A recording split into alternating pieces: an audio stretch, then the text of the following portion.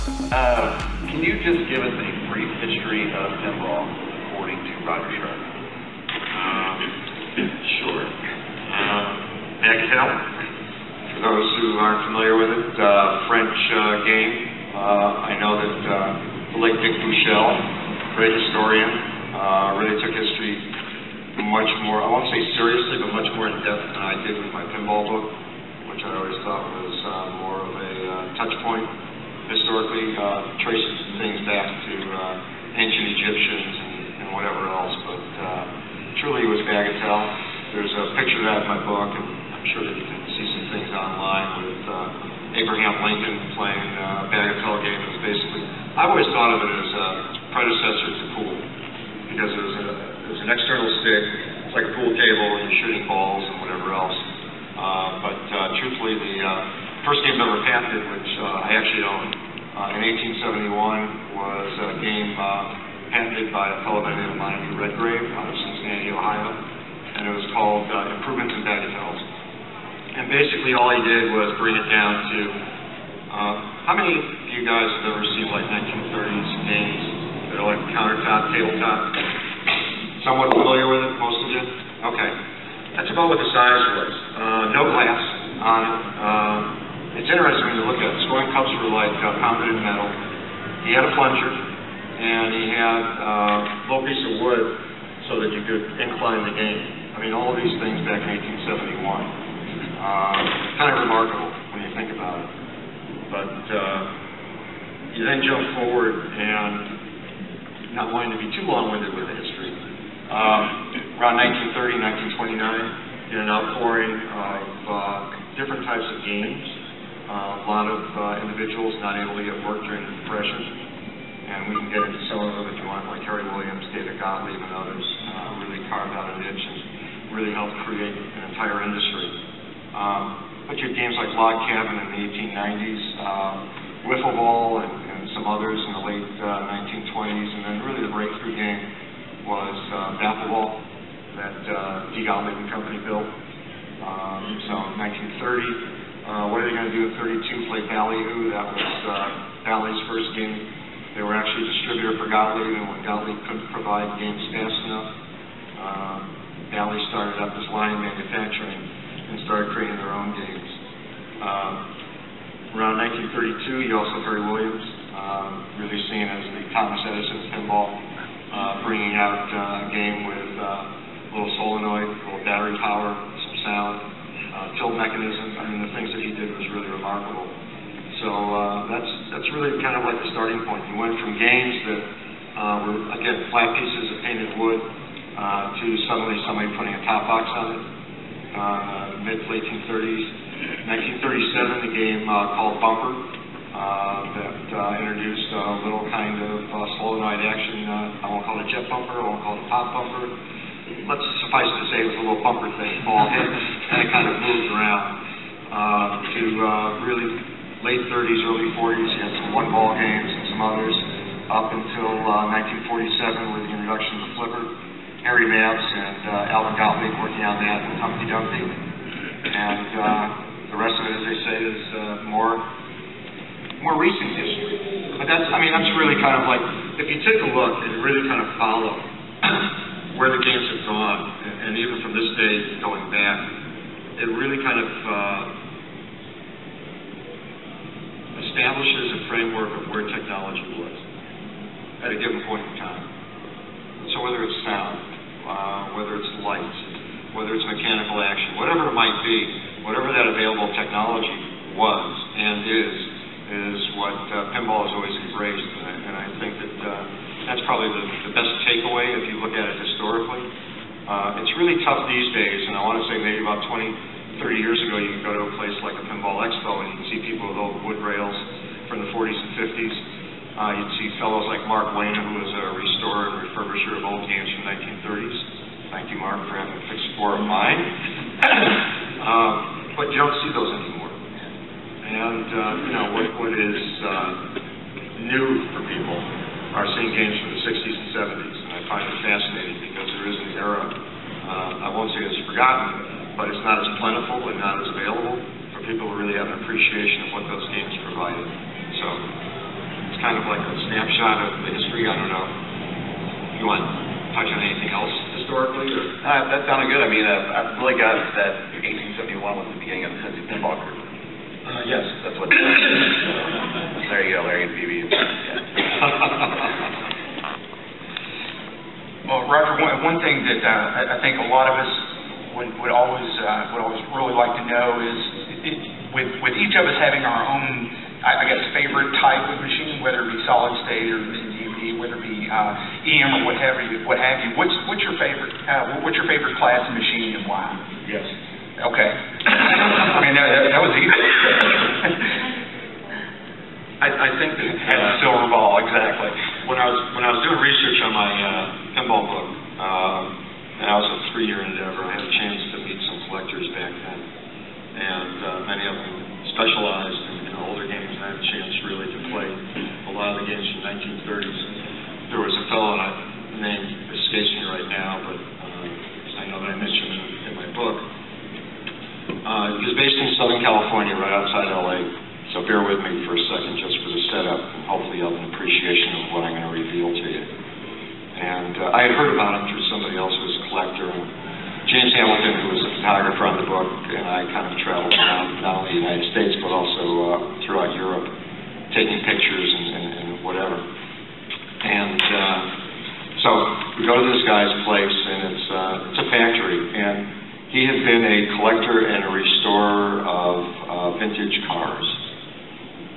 And if I tell you that, I mean, for those who've ever been to like a pinball factory or whatever else, just magnify this like 5 times over with people working. It's kind of, it almost looked like an airplane hangar. And he had outgrown his passion for doing antique cars, and instead what he started focusing on was restoring old pinball machines. Now, how many of you restore or fix pinball machines? A fair number. Well, about the detail may not be exactly what you do, but it fascinated me in terms of what he did. So, let's say some random game, 1932, he would find out what kind of wood the cabinet was made of, and then source out that wood so you get the exact same wood. He would take chips of paint and go to whatever places and get the exact same. Oh, I see a smile. Okay, fine. Yep. Down to the point of it absolutely being totally accurate. I'm talking about the wiring and everything else. If some housing, some part of that game had been done in some fashion, he was going to replicate it down to the nail. It kind of reminds me of the former president of Williams, Neil DeCastro, who was a Corvette enthusiast, and he had the same kind of passion, the same kind of idiosyncratic behavior when it came to any part for any of his Corvettes. But I remember playing a game in his collection. So see this factory, I'm just stunned because I'm looking at it, it's like, oh my God. And there's people. I mean, it's like an assembly line of different people working on different games. Not for sale. This is just for his own collection. We go into his office, and his office is just populated with row upon row of games, all 1930s, some 1940 one balls. And one of the games I played was a game called, I want to say it was like Flicker, and it had like a red rubber ball. Just remember that. And it was fascinating. Just thought it was just wonderful. So from that era, yes, I have a Mills Official, which I love. It was a basis for actually the last game I ever designed, the Muppets Haunted House Adventure. It never made it into production, but anyway, that was the basis of it. 1960s games.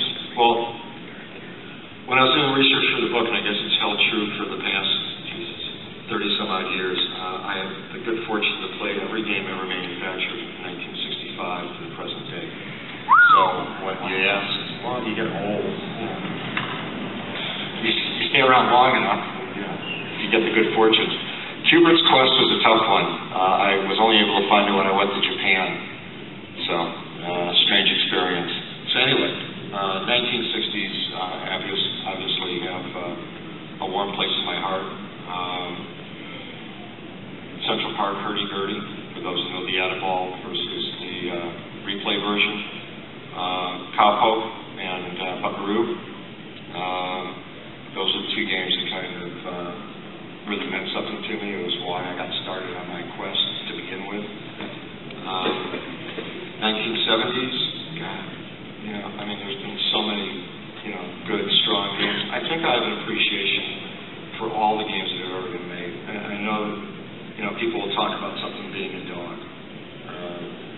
not here, Barry Osler's not here. Not a lot of people really enjoy Popeye. You know, not the best game in the world, a lot of flaws, but I've always felt that anybody creating something, there is an audience out there. It could be an audience of 1, it could be an audience of 1 million.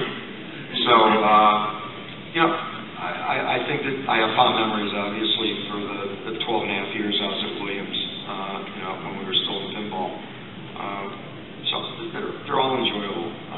You know, even my collection at home, there's games that I go back to somewhat frequently because they're still working or nothing's piled up on them and I can get around them. So I don't know if that's a direct answer, but yeah, I mean, there's favorites. Obviously with Sharpshooter, Skyfall, Free Jump was the inspiration for that. So that had an obvious appeal to me, just having 7 drop targets right in front of you. Fortunately at an angle, so it wasn't necessarily a total drain. A lot of the Gottlieb games from the era of the 70s and early 80s, where games like Cleopatra had a 4-bank right in front of you, and it's like, okay, fine. Let me hit this so I can drain down the middle. Or for those who play target pool, it's always nice to try to go for that one lit target right in the center, forgetting about the numbers on the stand-ups on the outer edges. So, I don't know if that's the answer, but... You mentioned your travels to Japan. I'm kind of going away from the script. It's okay. But we were talking a little bit earlier, Whitney and I, and we were just wondering, since you've gone all around the world, especially like for your pinball book, you've been around the world and just tried pinball. Can you just describe, is there a difference as far as like pinball in Germany, so to speak? Absolutely. Or even like an Expo in Germany or England or places like that? Yeah, I think the thing that, look, the pinball book, and I don't know how many of you are familiar with it, have ever seen it, know anything about it. How many are familiar with the pinball book? A fair number, thank you. Hopefully whatever copy you may or may not have didn't come from a library, but I've seen a few of those and assigned a few of them.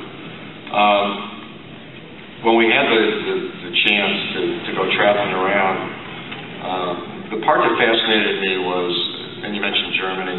I mean, I don't speak German, and you're playing in you know, in a pub or something with some guy, and the universal language of pinball back then was, I know, the red light, yes. Count Flipper was the term in Germany for pinball back then, and it really meant, I think it's battle or fight. So they saw it as a battle or a fight. When I went to Spain, the thing that amazed me was the angle of the playfield in the game. I mean, if they could have had double legs in the back, they would have had them. Every game was like this kind of a slope, because otherwise it seemed to be playing too slow for them. Which, have an appreciation. We're not talking about the same kind of power that we have in face flippers. Go back to the 1970s. If you go back that far, or play a game from the 1970s, and imagine it being at a slope that's double, if it's at 6.5 degrees, think of playing it at 9 degrees and see if you can make a target at the top left part of the playfield. You know, these guys were fanatics and crazy. I think that the different styles of play, the things that everybody liked, there was an Italian bottom. There was a number of years. The largest distributor for ballet was Novamatica, or Nova Apparate, or whatever. Hans Rosenzweig, really a patron of pinball, had some very definite views as to what his preferences were for games. You'll go through an era, basically mid to late 70s, for ballet games, where all the bottoms are going to be return lanes down to the flipper. So the Spanish eyes approach that Williams wanted to do, for those who remember, it's a thumper bumper down the bottom between the flippers, so you get a little bit of action down there.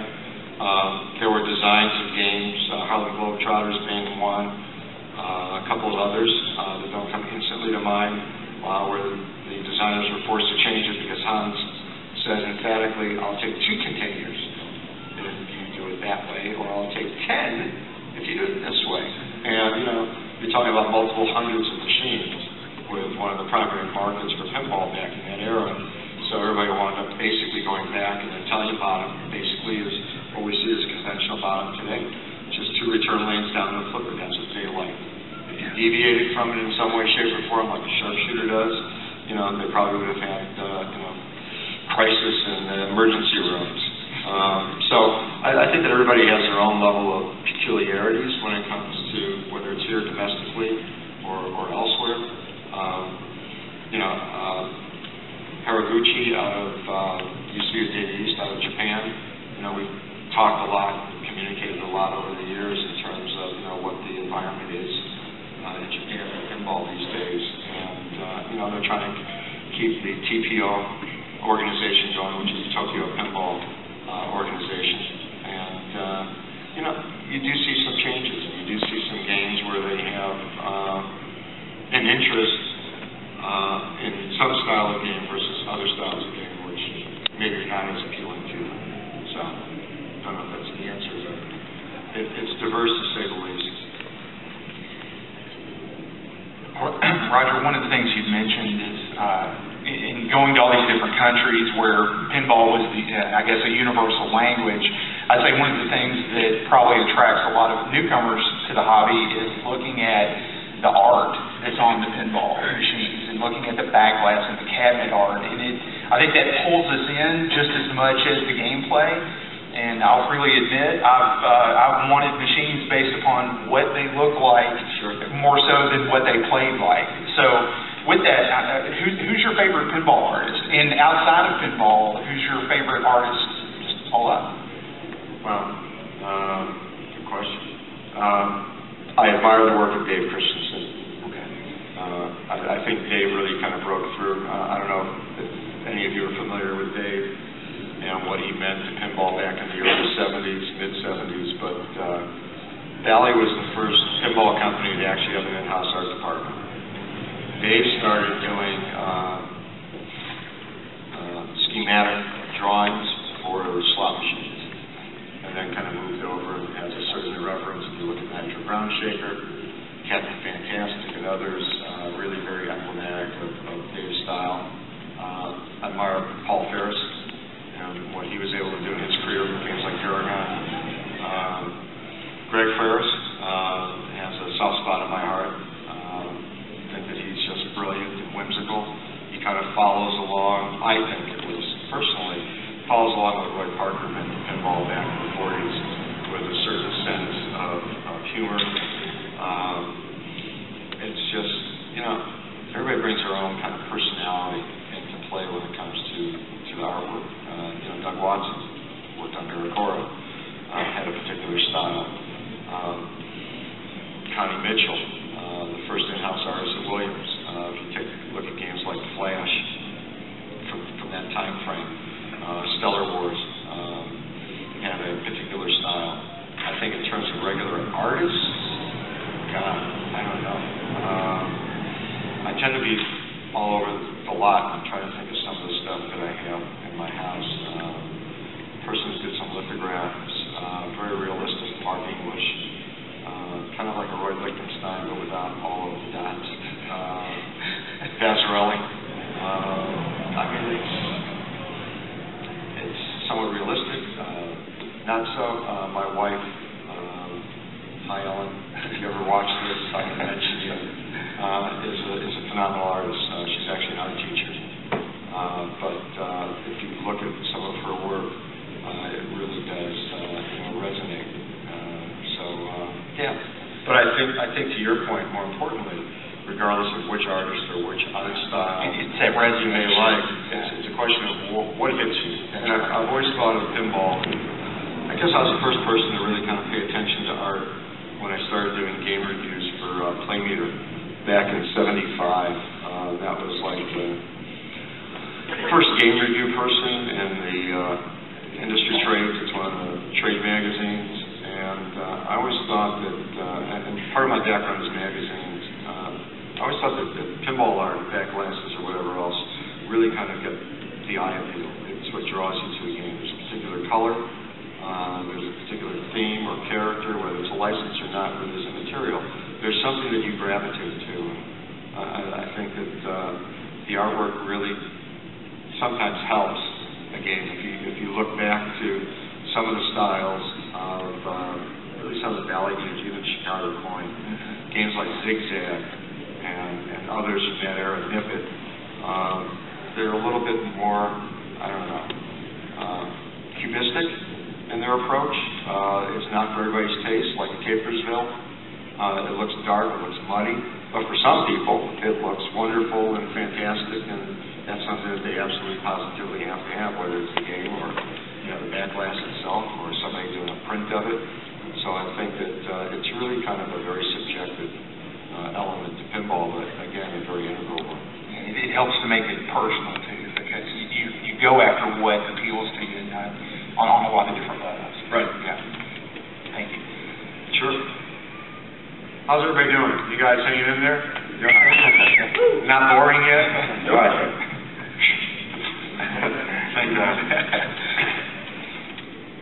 Well, after you said you were at Playmeter magazine, but I know you've also done video game reviews and even wrote a couple books on computer programming and things like that. Can you tell us that side of the story?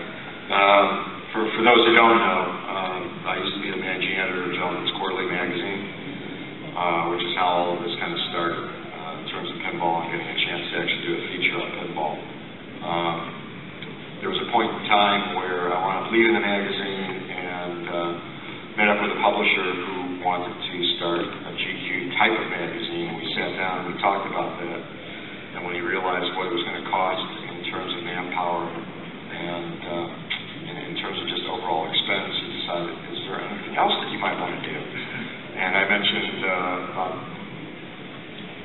this is 1982, 83, I got to give you the perspective. 30 years ago, all right? God, I was only 6. The decades just fly by, don't they? Yeah, for some of us, quicker than others.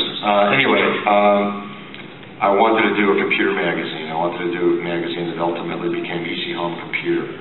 At the time, there was Byte, PC Tech, Popular Computing, and for those who kind of go back to that era or have some familiarity with what I'll call ancient computer technology, there was really a void, I thought, to people just getting into it. You have to already have some predisposition, some familiarity with computers to really kind of relate to whatever the editorial subject was. So I talked them into doing Easy Home Computer, which actually came before Family Computing, which was a publication that Scholastic wound up bringing out.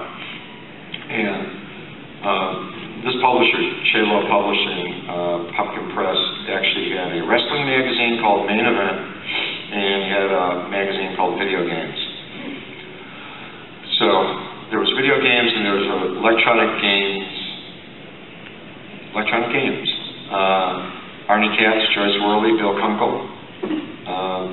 Hopefully there are some people in the audience. I know that I'm getting too deep into video that may be familiar with these folks, but I started doing write-ups on coin-op games for Arnie, Joyce, and Bill, and wound up getting involved with Konami and Centuri for a track and field tournament that was going to take place in the United States. Top 4 players are going to be flown to Japan, which is how I got to Japan to play Cubert's Quest. But Steve Bloom was the editor of Video Games Magazine, and I wound up taking that magazine over. So I was the editor for Video Games Magazine for a couple of years, and was actually a consultant way back when. This is far too much video. I'll stop in a minute. I'm sorry. I was consulting to Mattel when they were getting ready to launch the M Network, and they wanted to do some licensing. And if you go back to the old Mattel, in terms of what they were doing in 2K worth of space with color and depth, dimensionality, it was actually much better than what was happening in coin-op. You're talking about the television there? Yeah. It's the best console ever made. Yeah. I mean, if you take a look at Sega Baseball, Sega Baseball was pretty good, or Atari Football, trackball, but it was X's and O's. I mean, you know, everybody was not really into raster graphics just yet, and here was Mattel knocking it out of the park. And then I also got called into Coleco when they were getting ready to launch the Atom, and everything that I told them that they should do, they didn't do. And the rest, as they say, is history, but ColecoVision was a pretty good system too, so yes. My world has kind of overlapped with video games, and I'm sorry. No, actually, the reason why I asked that is because, our show is, it's not a pinball show, it's not an arcade show or a console show. And I just think, when we were doing that walkthrough yesterday, and we got to the computer history room, and you just kind of lit up, and I was just like, yeah, I don't know anything really in here. I do some apple juice, and that's about it. And this is Chronica and Oregon Trail. And you just went on and said, well, that's that. And it's like, well, that's... I think the thing that, for those who know, that I have two sons, Josh and Zach, who play a little bit of pinball every once in a while, and do pretty good. I always told them, and maybe now they're at an age, or maybe they'll never admit it to me. Anyway, I used to say how lucky they were to have a dad who was just a big kid. We had all the video game systems. We had pinball, obviously, always. I'd always get a new TV with a new video game system that we had. One of the first kids on the block with the first Nintendo, with Robbie the Robot or whatever he was called. All the systems. And we used to tell them, hey, these are my toys. I'll let you play with them. So. I think it's important to note that statement that they're lucky to have a dad that's just a big kid. I'm going to mark that, and then I'm going to play that back to my daughter later on down the line. It hits home. Well, the next question I've got for you, Roger, is somewhat along the same lines. If we were to look at the time that you spent with the video game industry and documenting a lot of that, the pinball industry documenting a lot of that. And we all want to have something 30 years from now to have an Expo to come to. So most people have a smartphone, they have a tablet, or they play games online. What's going to be the draw 30 years from now? What's going to keep pinball, classic arcades, what have you, primarily pinball, what's going to keep it relevant for the next 30 years? I think what it is today. I mean, I don't care how young or old, and if we go outside that door, we're going to see a lot of small children. Yep. Who were just amazed the way that I was the first time I ever played a pinball machine. 5 years old, lights, standing on an orange crate, and not knowing what the heck I was doing, but just having a blast because there were sounds and there were flashing lights, and damn, I'm actually hitting some buttons and there's something moving on a play field. I've been asked the question a lot over the years, or at least over the past, 12 or 13 since Williams shut down, is pinball still viable? And I'll give you the answer that I've given all the time. Until somebody, and this is for me personally, so I need to state that, until somebody creates for me personally something that replicates the same tactile, totally interactive, totally immersive experience as a pinball machine does for me, pinball's going to stay there. I think that the biggest challenge that pinball has, and it has always had, at least in the past 40 or 50 years, it's a mechanical device. Unless it's maintained, and I don't know how many of you out there are operators, but the problem that you have is, and I'll use the example of the newspaper story the other day in the Louisville paper. Somebody kind of sees that randomly. Wow, there's this Expo, pinball, whatever else, and they come out here and thank God about 99.9% of all the games are working and functioning, which is great. What is the biggest fear is that when they go back and tell their friends that they went to this incredible event, and next year you got to come back because you're never going to believe what we just experienced with the family. If they wind up going to some family entertainment center, bowling center, or whatever that has a pinball machine, and that pinball machine isn't functioning, they kind of walk away saying, well, maybe not. And I've always been much of a hard case when it comes to location owners and operators in terms of really maintaining their equipment. I've always thought of it much more simplistically. At some point in time, you got to put gas in the car, otherwise it's not going to run. You know, sometimes you got to check the oil. If for no other reason you want to keep basic transportation, but ideally you want to keep your resale value up so that, you know, at some point after 10, 15, 20 years you may want to turn it in and try to get another car.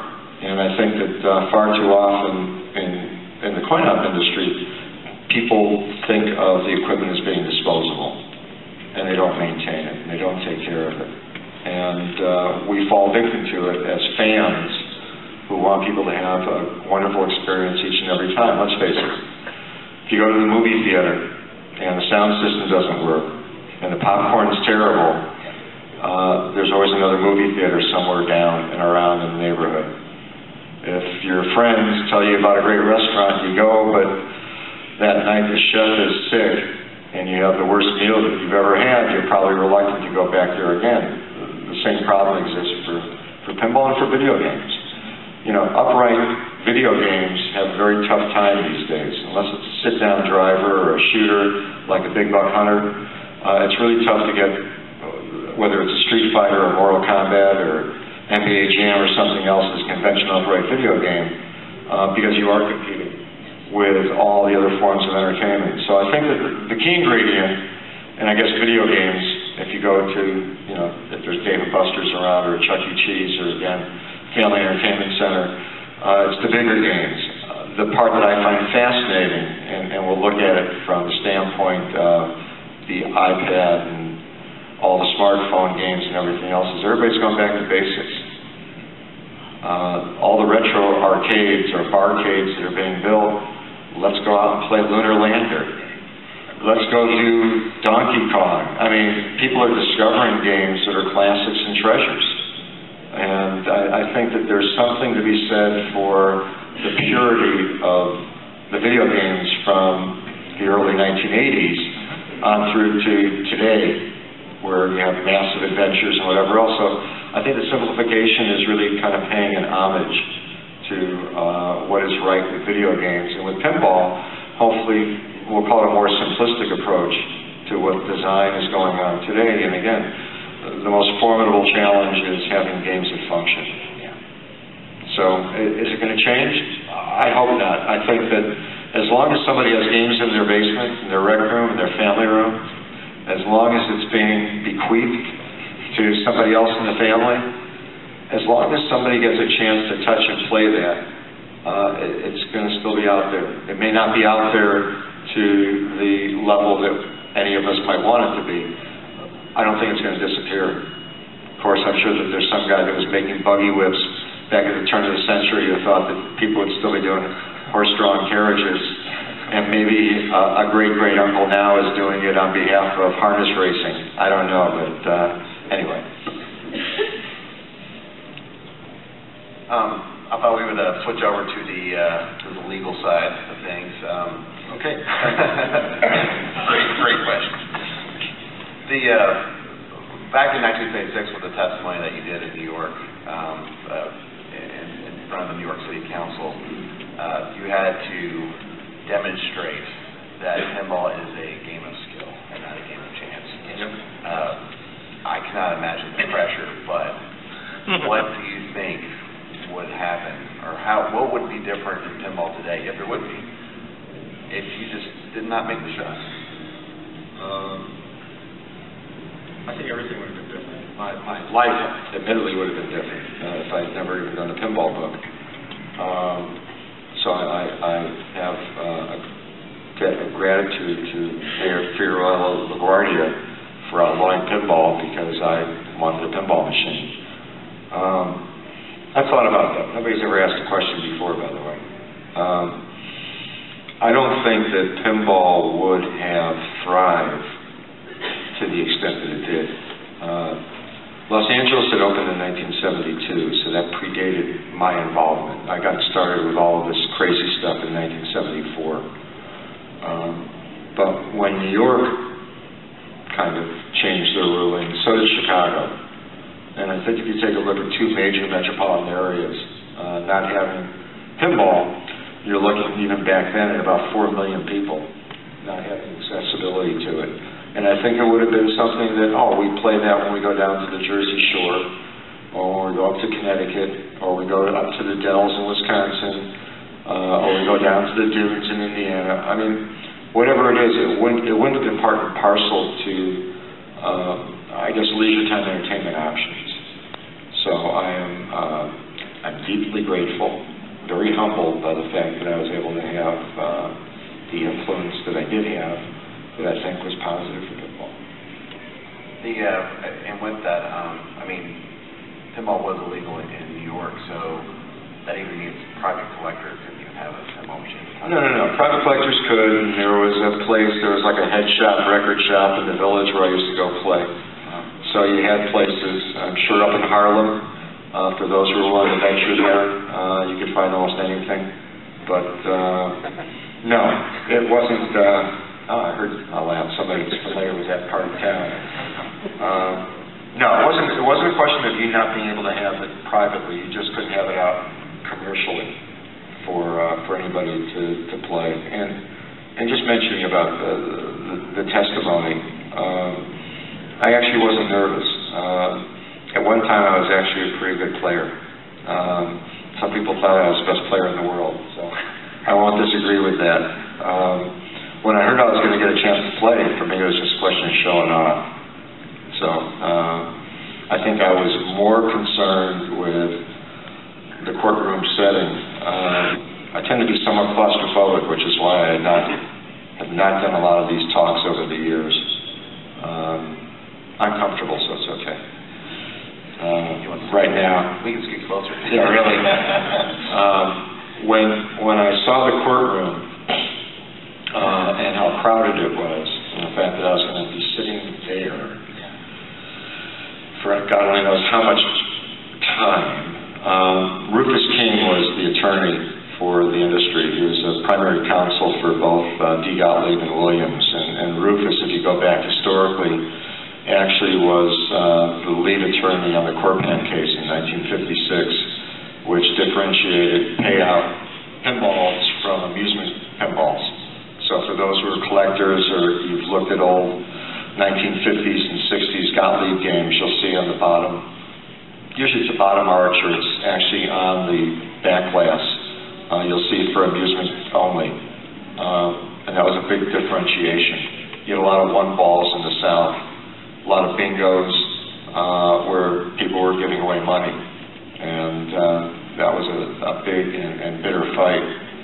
So Rufus came over and he said, "Come on, it's easy. You know all the stuff. Ask you some questions and you play a game. You'll be fine." And it's like, okay, fine.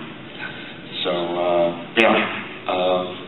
it wound up working out. I wound up testifying in actually a Columbus, Ohio case. To show you how stupid things were and how much time has changed, the Assistant Attorney General in Columbus, Ohio, had a ban on pinball. In a courtroom, testifying, big burly guy, and I just remember, most of you know how much a pinball machine weighs. I mean, it's something that, depending on how strong you might be, you usually need at least two people to move it. Somebody in the front, somebody in the back. It's not something that necessarily a Hulk Hogan or Dwayne Johnson is going to be able to lift up on their own just because of the disparity of where the weight is. So we're talking about the game being skill-based and all the rest of it. I did not play. There was a pinball machine in the courtroom and I was there on behalf of Bally. This is after New York. And this guy lifts up the game. Big black shoes on. Puts the front legs on top of his shoes. So the game is like this. What's going to keep people from playing like this? And to cheat the game. I mean, to win free games or whatever else. I was dumbfounded. It's just like, number one, you have large black shoes, and obviously it's not hurting you. I can't do that. I don't have the ability, and small children aren't going to be able to do that either.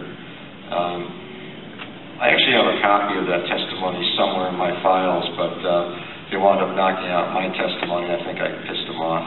So, but it was just strange to me because everybody was always looking for some way to put a knock on pinball, and again, not wanting to go too far off base here. But for video games as well, when video games first came out. Phil Donahue used to have a show that was replaced by Oprah and whatever else. It's a fairly popular show. And there was a gal, and I forget where she was from, I remember the name, who headed up a PTA and became the spokesperson against video games. Her name was Ronnie Lamb. And Ronnie Lamb got a heck of a lot of press talking about video games. And come on, we're talking about not shooters or anything else. Although Death Race was out at that point in time, which didn't help the cause. But, you know, games like Pac-Man and some of the other games from that time frame, Space Invaders. And she was saying that, you know, we're creating a society of, you know, drones, not the term that we necessarily think of today when we mention drones, but antisocial behavior and all the rest of it. And I think the fear has always been, and for those who are parents, maybe you can appreciate this even more, I think the fear is when we see young children growing up, and we remember what we did when we were younger, and it's like, God forbid they should do any of the same stuff. So I think that games have always been a ready target. And we're seeing it even today in terms of iPad games and all of the tragedies that are happening, and people are talking about the fact that, you know, they're at home honing their skills so they can go out and, you know, destroy humanity. And I think that, you know, it's a shame that society needs to finger point as opposed to people taking personal responsibility for themselves and for their children and neighbors and whatever else. But sorry to pontificate for a minute, but I find it fascinating that, you know, what we think of as being innocent entertainment scares people. That they don't understand, they don't get it. There's something that has to be terribly wrong with us, that we have some affliction because why are you playing pinball?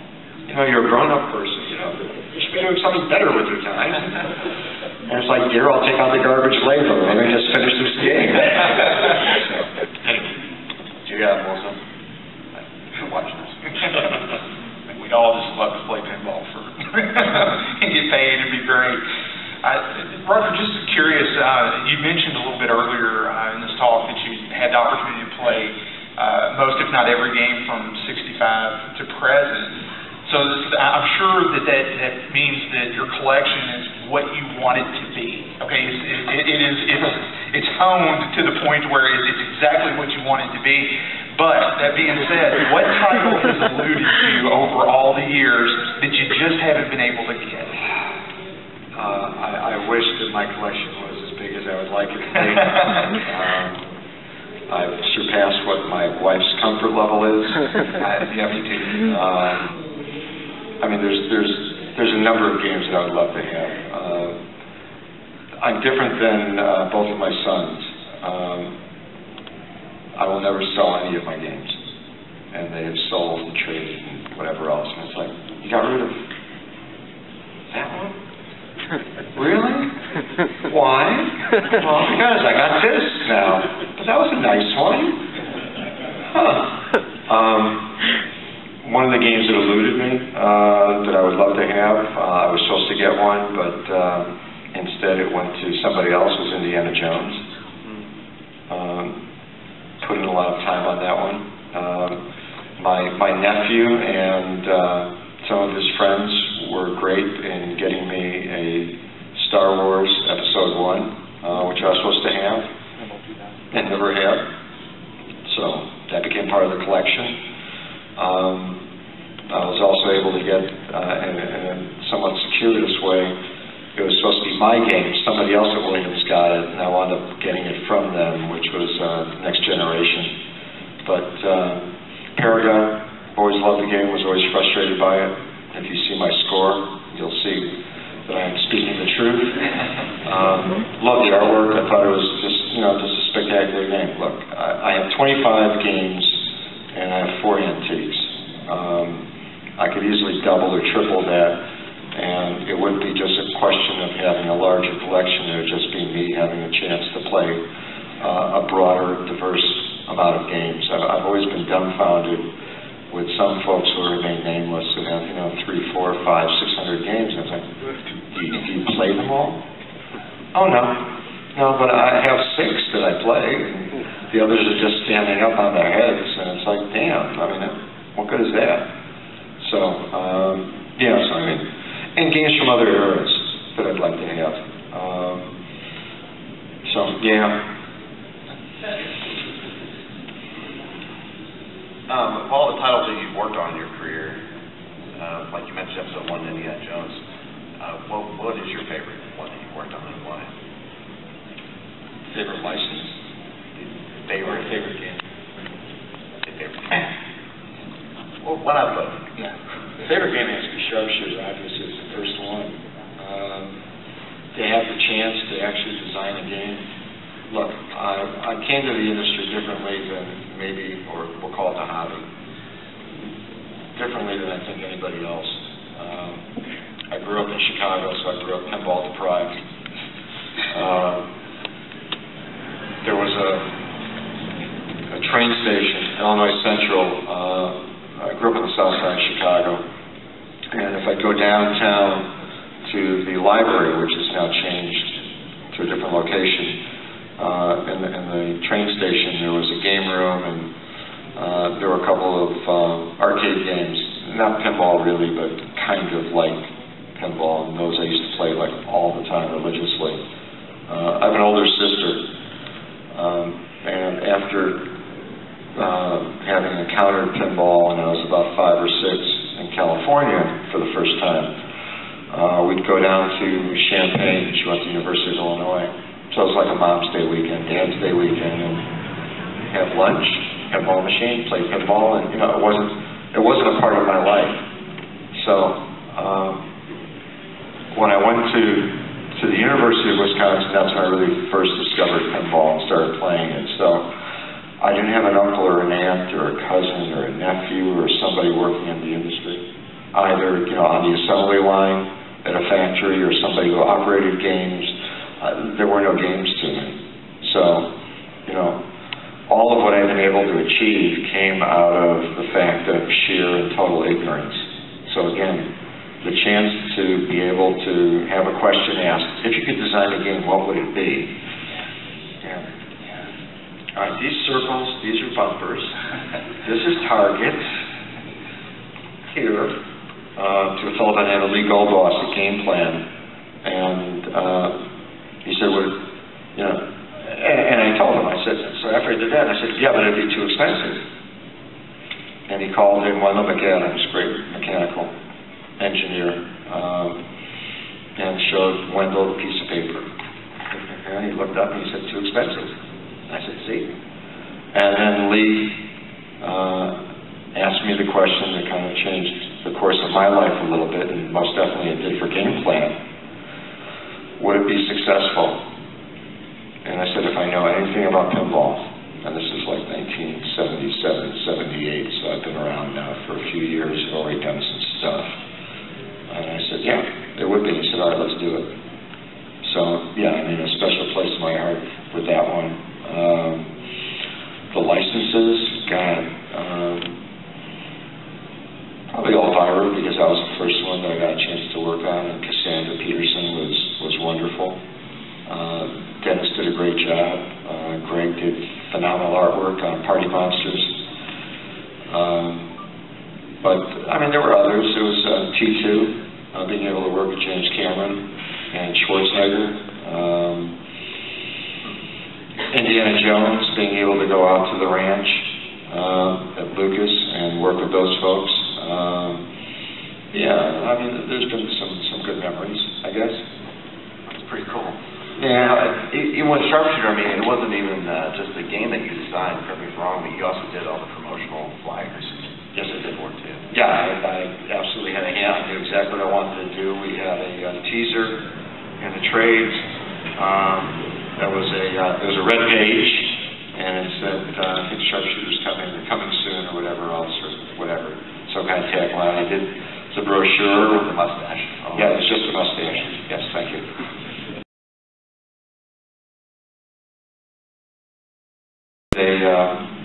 A four-sided, two-page brochure for it.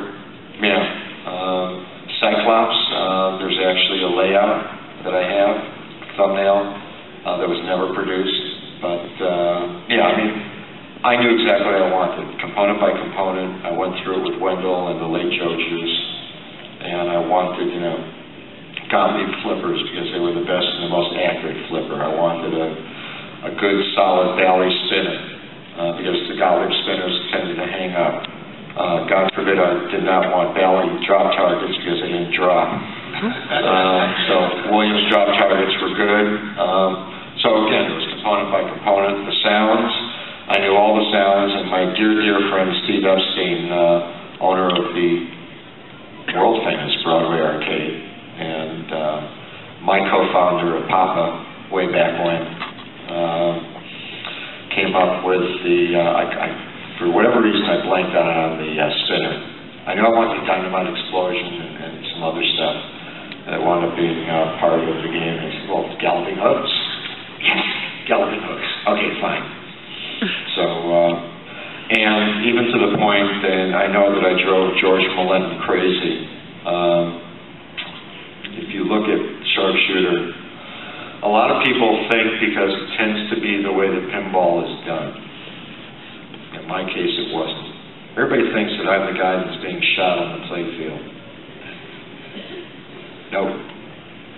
If you take a look at the game, when you get a chance, it is literally one picture in a different perspective. I've just fired on him. He's falling back. If you look at the plastics, there's two horses that are reared up, all facing that way. So what I wanted was a single image from top to bottom and everything else to weave in. There was a game that Harry Williams had designed for Stern back then called Dracula. Not the Dracula that most of you know. This Dracula had a plenitude of colors, bizarre, strange colors.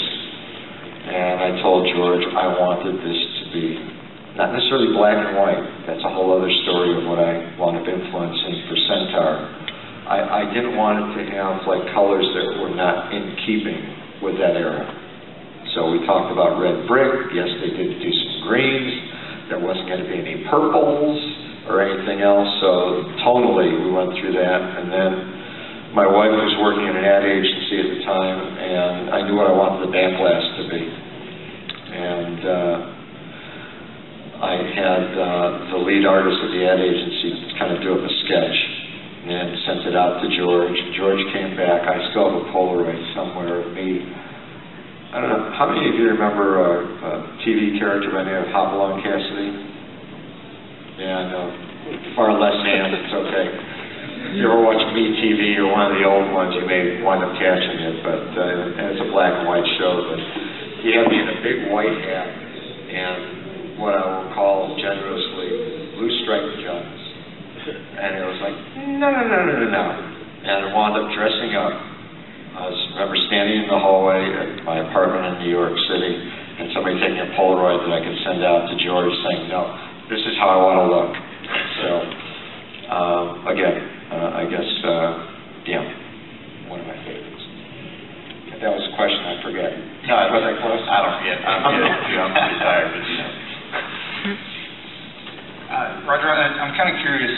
You mentioned the phrase "too expensive" a couple of times in a prior answer, and I think that probably resonates with a lot of the designers today, and that's the reason why we see the pro models of today, the LE models of today, and things like that.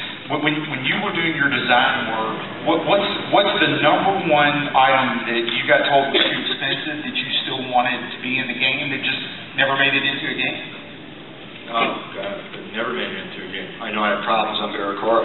I wanted to do resettable drop targets. Okay. You know, that's an expense. There was a game called Toledo, I think, that Williams had done previously, so I knew that they had the mechanism. On Cyclops, I know I wanted drops and stand-ups because I wanted to have a game that had some depth to it. That was an expense. You know, it's a question of time frame and error. Yeah. And, you know, it's a number of switches. It's what actually fits on a play field. I know that Gary Stern had been very vocal a number of years back on, you know, keeping it simple, one mechanical device and so on. I think it's a question of, you know, how much can you not necessarily fit in, but what works geometrically in the physical space and what really works in terms of the items that you have that are eye candy versus the items that are the interactive components, and does it make for a fun experience? So, cost is a factor. You know, for a number of years, Pinball Expo used to have a seminar. It used to be like, oh, we're all going to design a game now. So what would we like? You know, and you have 12 jet bumpers, 28 flippers. And, you know, and a number of years back, when Joe Kamenkow was still at Stern, they wound up building a game, and I forget what it was called. I don't think it was Baby in a Hole, which was for one of Rob's favorite people that I can't think of right now. But they wound up building this game that you couldn't play. Harvey Heights, thank you. Stern came out with a game, and it was a Pinball Expo, whatever year it was, and the next year there it was. You really couldn't play it because it was populated with stuff. All you did was take things out of the parts department, dumped them all on a play field, and said, here's your game. This is the one that you wanted. I think we called it Monopoly or something. Here it is. And it was like, see, it doesn't make sense. So some of it's, you know, actually economics, and some of it is just, you know, what's practical. Is everybody doing okay still? Are we taking too long? Or you want to keep on going? Yeah. Yeah? All right. Nobody's falling asleep yet? Okay, good. I just wanted to ask. I mean, you know. Can't go to sleep. Yes, you can. Companies like Bally Williams, Stern, Chicago Point, they all had a hand in shaping pinball, how we know, and I mean, and even designers. But is there any unsung hero of the companies that helped shape pinball? This would be interesting to know if it's somebody that nobody would ever know. But through your years, who is that unsung hero? I think that a lot of it is the mechanical guys. You know, for anybody who knows Pat Lawler, Pat has always sworn by what John Crutch has done. God, I'm trying to remember his name. I'm so sorry. Carl Biaggi. Just an incredible mechanical guy that worked with Steve Ritchie. You'll see Carl, if you play Star Trek Next Generation. He's one of the folks that comes up when you're locking a ball. Joe Judas, fantastic. He actually salvaged sharpshooter for me. Great mechanical guy and a great designer during a point in time when games like Sea Witch and Viper and others were being produced by Stern. A lot of games that were somewhat, you know, funky in design and layout, but for some reason really kind of worked. So I think it's more the mechanical guys that really kind of stand out. They were like the bread and butter for any of the companies, even today, if you really look at it. Taking nothing away from the core designers that all of you are familiar with, or some of you are not familiar with, but at least you see their work. And you know that you have an appreciation for a Steve Ritchie or a Dennis Nordman or a George Gomez or a John Borg. But it's really the guys that are kind of working on the line. It's kind of like, I don't know how many of you are really fans of NASCAR. Probably not too many because we're in the South here. But it's the crew. And I think that Dale Jr. or any of the other drivers would be the first ones to say, yeah, look, I drive and I'm great at it and I know exactly what I'm doing, but without my crew doing the pit stops in a timely fashion, making sure that the car is really tuned and tweaked, understanding everything from tire pressure on through, they know who to acknowledge. And I think that that's the case with pinball and even for video games. Any questions so far from you guys that we haven't covered yet? I didn't want to disrupt. I see a hand. I actually had some questions about, have you gotten a chance to play the Jersey Jack Wizard of Oz yet? Yes. What kind of good critique could you give them in their... That I haven't already given them? Yeah, their future, or stuff that I would like to hear, you know, that you've already given him. I have not played it here yet. I do know that it's now on 3-ball. I've had the great opportunity to play it as a 2-ball game on a couple of occasions.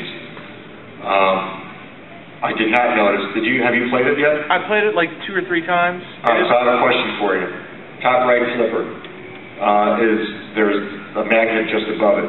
Are they stopping the ball and giving you a speech call? I see a head shaking in the back behind you. No. Well, that hasn't happened then. Look, and I know this is on tape, and I know I'll get hammered from Josh and Zach. Josh and Zach are going to tell me, oh my God, what did you do? Let me be nice.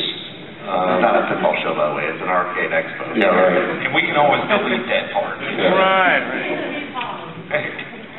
Just to be, how many of you have bought Wizard of Oz? All right. Excellent. Previously, it was a nice plain whitewood that had some good color. You just shot it around. The rule set wasn't defined yet. What we think of as being enhancements in the game, speech, music, lights, really are instructional and directional. If they're not there, then I don't know what I'm going for. All right, I spelled haunted. Okay, I spelled rainbow. I'm going over these rollover switches and I have 3 letters into lion. What does any of that mean? I'm waiting for the choreography of the game. So, and there are some things, and it was one of the points that I told the guys. You have a magnet, you have a blind shot that goes up and around. For those who have had a chance to play the game, you have a top right flipper. That top right flipper feed, I'm supposed to either go for, and I just do this all from memory, so I apologize. You're either going for the Wicked Witch to drop down that target. I'm either trying to make it into the jets, or if I can do some kind of a short, quick loop around, fine. And if I can really do it at an obtuse angle, maybe I can go up for the kick-out hole to get me to the top left playfield. I know that because I played it. I tend to think of the average person going up who doesn't know how to follow the ball, and even for me, having knowledge of the ball going around, I can't time that because it's a blind spot. Anytime you lose sight of a ball, it's really, really tough in a pinball. Forget about lighting. If it's too dark, if there's too many lights flashing, and I have some problems with some of the LEDs that people put in the games, and everything is flashing simultaneously, it's blinding. So the one point that I made was, this is, in quotes, a critical shot. Because if I go all the way around and I miss the right flipper, where's it going? It's going right down back to the bottom flippers, and if you look at the angle, it's going to go down between them, and an up post means nothing, that center post. That's just to frustrate people. So I said, you have a magnet there. There's a game called Roller Games. Use that as a reference point because I told Steve Ritchie, I'm never going to be able to make the shot. Put a magnet, stop it, and we have a speech call. Flip, flip. Go for the wall. Go for the wall, thank you. You got it. So they have a perfect opportunity to implement something like that. I know the game is still a work in progress. The game, and it's not a critique, just an observation. The game right now is what I would call very much a vertical game, sorry. It's up and down. So my primary shots are from the bottom flipper up the center. There's not a lot of stuff that I'm doing on either side. It's a fun game. There seems to be some nice balances and stuff. They know that I totally dislike the placement of the lower jet bumper outside the playfield, trying to tell me that yes, but you can every once in a while nudge it back up, and it's like you're talking to somebody who's, one of my signatures is a thumper bumper at the lower part of a playfield. If somebody has that on a location and the tilt mechanism is real tight, guess what? I'm not going to be able to shake it out. So for me, it's somewhat kind of a forgettable, regrettable part of the game, where if they had raised it up, I think that it would have been implemented a heck of a lot better and it would have been a lot more fun. So, all in all, I think it's been an incredible and courageous endeavor for Jersey, Jack. I'm hoping that when all is said and done, and for you who have bought the game, that Chris will get in all of the music and all the speech, and that Keith and now Ted Estes coming in, we'll be able to finish up a rule set that is going to really make sense for the game. Don't know if that answered the question. No, it does. I do have a quick follow-up question, and that is that Stern is pretty much, the ruler of the industry. Do you see Jersey Jack as being a good, push towards the revival of pinball? It's funny you ask that because we have that almost in our script. I'll shut up just to hear the interview. Well, what's a shield in the audience? You have one of these sheets. I do. One thing I'd like to add to that question, if I could, is that I know that we all appreciate what Jersey Jack is doing. We all love what Stern has done. But on top of that, is there room for a third? Is there room for a fourth? Do you think the industry would support another Jersey Jack? I guess you have to ask Andrew Highway. You have to ask Kevin Kulik. You have to ask John Papaduke. You have to ask Ben Heckendorf. You have to ask Marzaplay out of Spain, who actually have a factory and are up and running and building their games. I think, Canasta 21 or something is the current machine. Is there room in the industry? There was a point in time, back in prehistory, when I was doing reviews for Playmeter and I was at an AMOA convention. That was the major trade show for the industry. And there were 12 different companies featuring pinball. Okay. Racel, Playmatic, Interflip, the list kind of goes on and on, as well as the majors. Is there room in the industry for more than one? I think that with all due respect to Gary, I think he's upped his game because of Jack. Yes. I think when you are a lone company in any industry, there isn't necessarily a lot of motivation to do anything different. If you have everything kind of like locked down, why bother? It doesn't mean that you are regressing. It doesn't mean that you are not doing anything to advance the type of product that you're creating. It just means that maybe there's not as much of a sense of urgency to innovate. I find it interesting, and this is just a personal observation, and maybe it answers the question. If you go back to the early 1930s, even if you take a look at the glossary for those who have a chance to look at the book, had to be like 30, 40, 50 different companies producing pin games. I think of that as being the case now. You have these, folks that are jumping in right now with both feet. And whether they're going to produce 10 or 3, a la Wo Nelly, that Dennis and Greg did as a limited edition, whether they're going to do a couple of hundred, as Full Throttle sounds like it may be, from Andrew, or the P3 one that Jerry's working on. I mean, everybody's working on stuff.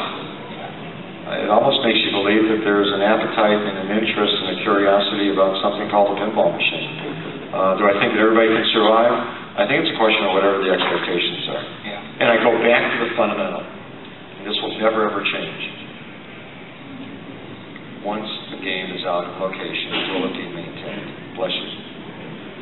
If it's maintained, and it performs, and people enjoy it, and that person takes care of it, hence it actually retains and increases in value, then yeah, pinball's going to be around for everybody to enjoy. Come on, I mean, how much does it cost now to get a used, hopefully in great condition, Medieval Madness? Lots. I mean, if you're lucky to get it in the low 5 figures, you got a bargain for a game that was $4 grand, brand new. How many years ago now? I mean, it's crazy to me. It really is. It's kind of like buying, a Picasso or a Rembrandt, hanging it up in the house and saying, this is my investment for the grandchildren. Pinball has that kind of ability to improve in value if it has been taken care of. So, again, I think to the point, the question about other companies, I think everybody has a legitimate shot. It's a question of, do they overreach the mark and have higher expectations? Is the price point going to be right? Mechanical reliability, parts. I mean, there's all of these different factors that are going to come into play that are either going to impede somebody being successful successful or not. In the case of Jack, how many parts does a distributor have to have? You know, there's a big capital investment when you wind up supporting a product line, because you can't just take something off the shelf that fits in a Stern game or an old Williams part necessarily, taking nothing away from what Planetary Pinball has been able to do and what Jack's incorporated, and just say, okay, I'm going to take this flipper from Cactus Canyon and put it on, and it won't be ruby red slippers, but it'll be a flipper. No, I mean, it has to be the parts. So. Yes? Yes, this touched Oh, on... I got you next. Yeah. Okay, this touched on an earlier answer. It's about the popularity of pinballs. Do you think with the explosion of mobile devices, there's a, you know, for example, there's a game called Pinball Arcade by Farside Studios. Really? And they've done... I'm kind of familiar with it. Right. And they've done so well that they had two, you know, Kickstarter projects to get Twilight Zone and... yeah, that's crazy to me as well, but it's not as crazy as... I mean, do you see this as you know, something, the mobile gaming, the pinball games specifically, helping with the resurgence of pinballs in general? Sure. Look, my daytime job, I work at WMS Gaming. We do slot machines.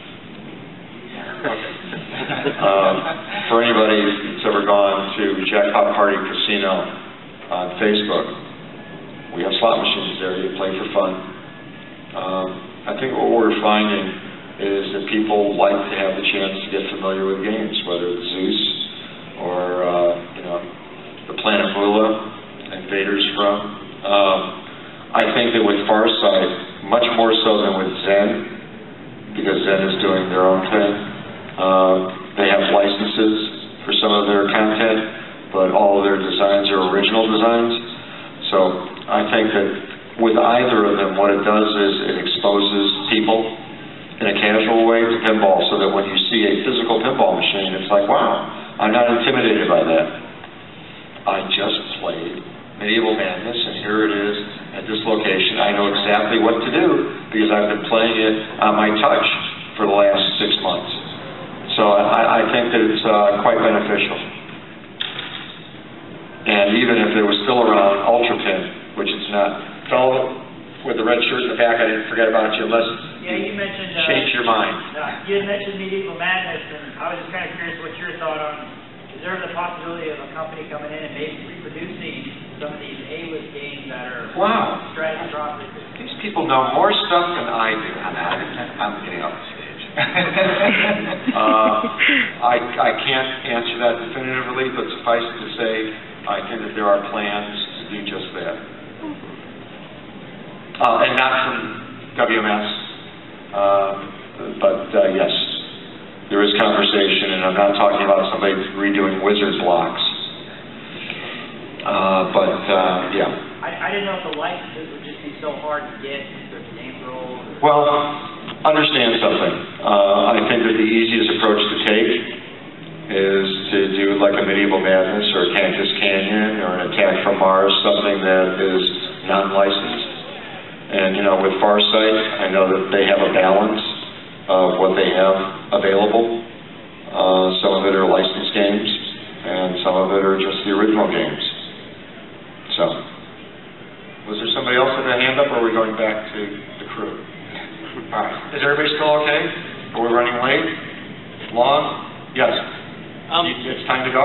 No. Oh, okay. There's a Kickstarter out there right now where there's a gentleman that's taking classic EM machines and he's trying to get the money to have famous artists. They're stripping them down, if you've seen this, they're stripping them down and repainting them.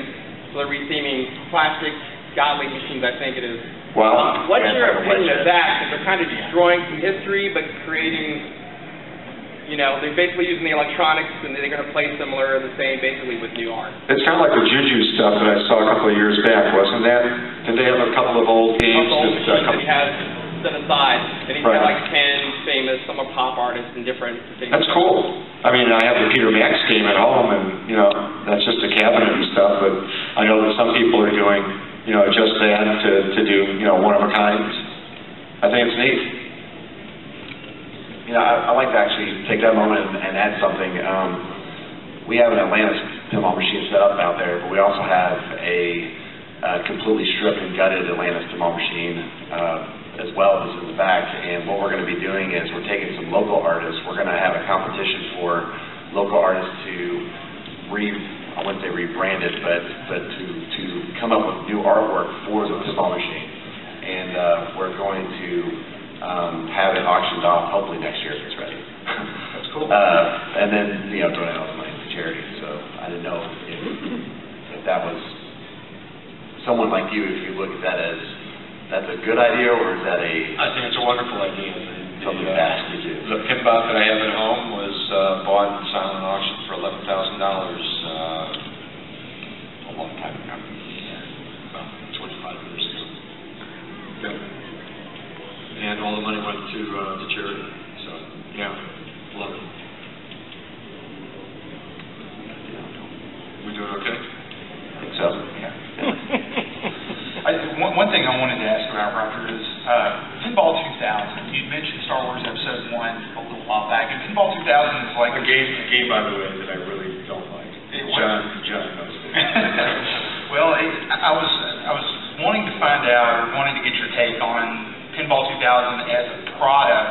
I know Williams fronted Pinball 2000 to try to kind of research the industry at that time. What's your take on what Pinball 2000 was? Was it a front show? Was it something that was just there to appease the shareholders for a little bit, or was it doomed from the start? I think that everybody internally kind of knew that the industry had been changing. You know, things were not as prosperous as they once were. Interestingly, not for video games either. Coin-op in general was kind of like slumping. And it's before that there was really this surge in redemption games, which kind of brought the industry back. Ticket spitters. Slots for tots, as some people tend to call them. In a nice way. In a nice way. We knew that we had to change things up. You know, Pat Lawler, when he did Twilight Zone, the reason for Twilight Zone wasn't just the added space from a design standpoint. How do you obsolete tens of thousands, hundreds of thousands of machines where the average person can't discern between a new game and an old game? They're all basically the same. I mean, unless you have a license where it's more time specific, but even that, the lines were blurred. Remember when we did Dirty Harry, Hans Rosenzweig, who I mentioned before? Is there a new movie coming? No. It's a classic. You wanted classic themes. Well, we like Dirty Harry, but we would like it better if there was a new movie coming. And it's like, sorry. You know, versus other things that you try to time as close as you can to whatever the movie release was, either domestically or internationally, or if it was a TV show, God willing that it was still on air when it came out. So, what was the question? was Pinball 2000 from the start? Thank you. Yeah. So everybody knew that we had to do some changes. Jan Papaduke had a couple of interesting approaches. One of them actually being with a monitor and a back glass. Taking nothing away, I know, to the person that actually has purchased the game. The problem with the monitor and back glass is I don't look up, I look down at my flipper. But again, when Chris is done, Keith and Ted are done, they'll give me those stop points where it can be like look up or whatever else. I mean, we do it in our slot machines. You have a top box, something's going on, real symbols, something comes up, it's not just us, it's other manufacturers. Large letters, look up with arrows. Okay, now I can go back down and look because something else is happening. You know, John did something really, I thought, that was original on Circus Voltaire when he brought the dot down on the play field. Okay, it's there, I can see what's happening. So the Pinball 2000 approach, if you will, was to try to come up with something that was going to be a game changer.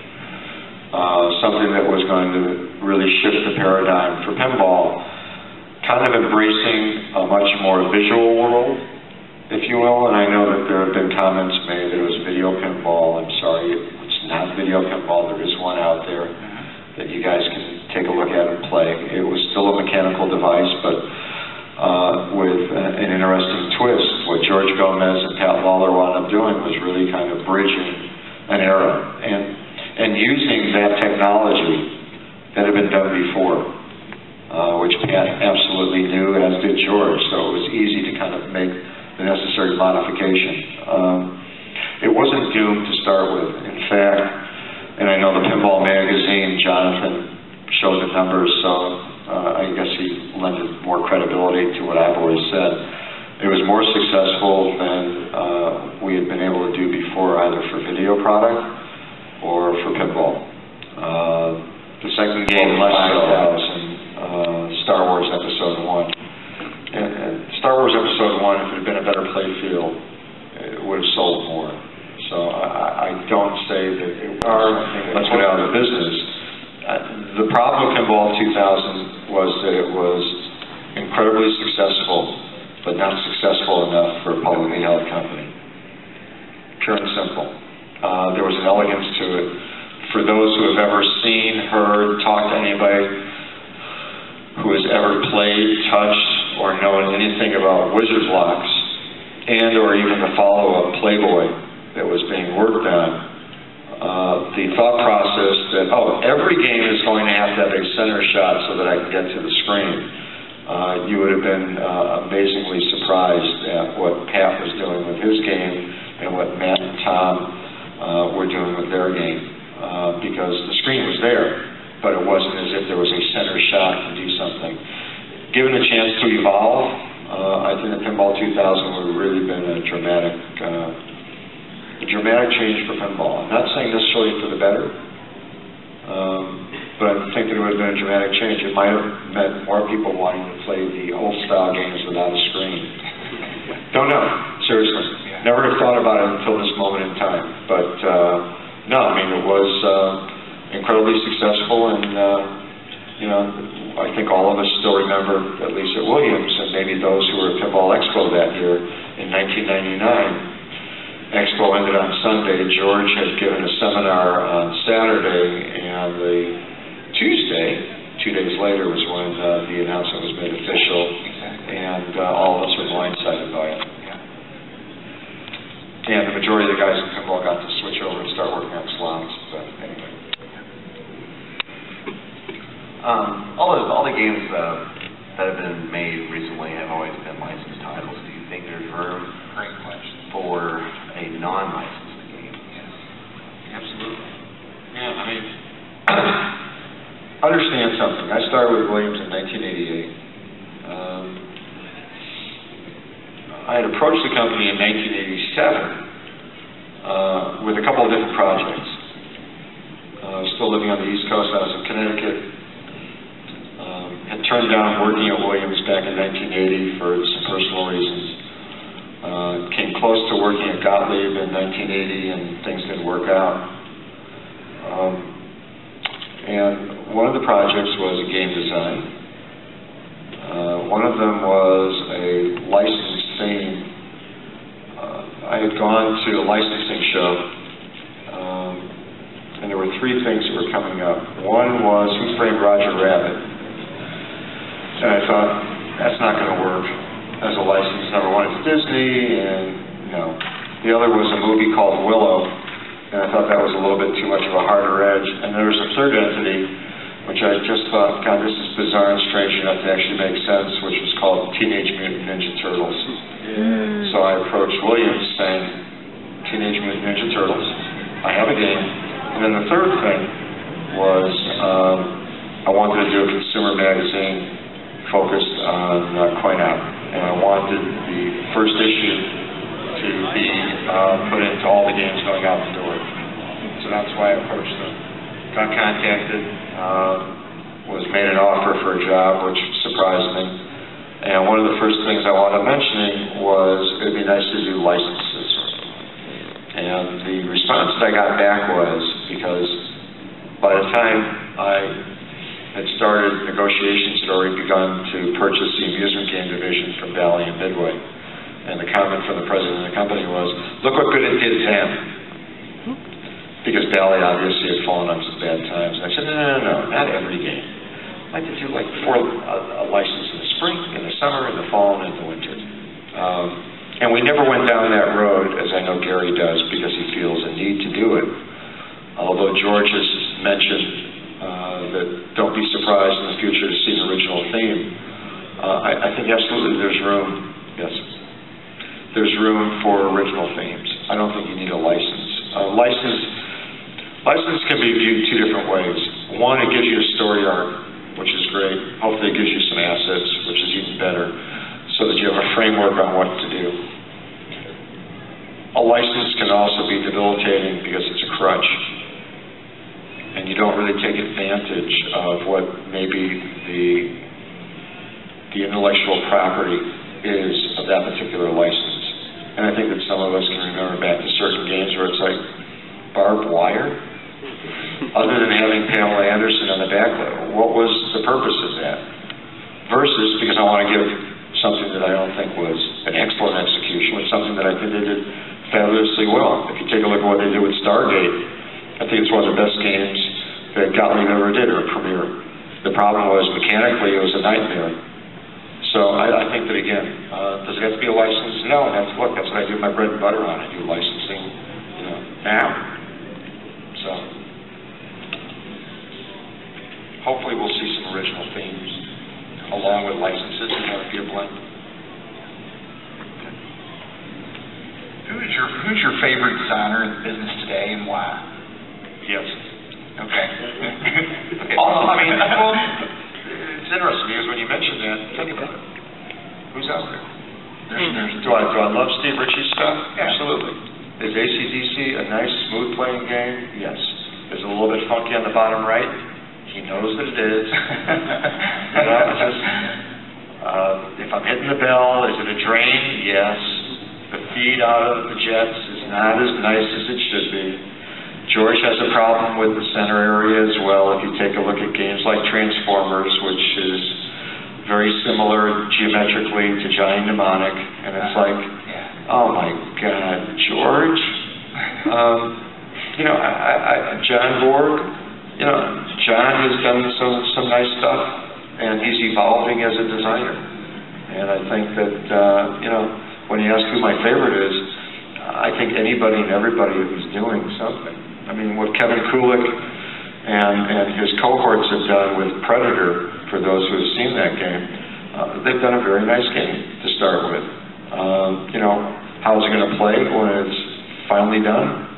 Don't know, but there are aspects to it that are kind of neat.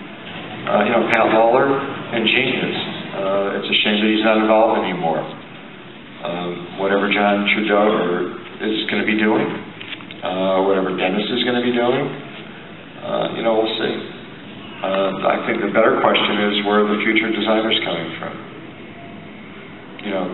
Is there a younger group of individuals that are going to pick up the gauntlet? I mean, come on, guys, let's be serious. You have a lot of old farts that are still designing. And I say that with all due humor.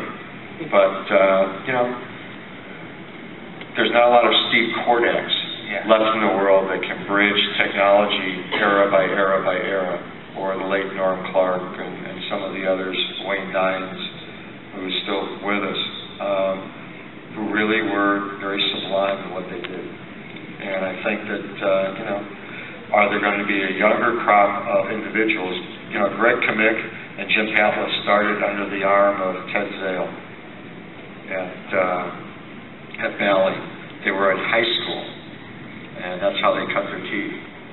That opportunity isn't there necessarily anymore, although Gary's brought in some younger people. I know that Jack has brought in some younger people, so the hope is that we're going to see some vital new, blood coming in that are going to have some influences on the programming of games, on the layout of games, and we'll see how it all plays out. Cool, thank you. Yes? No, go ahead, Steve. 1988, full time.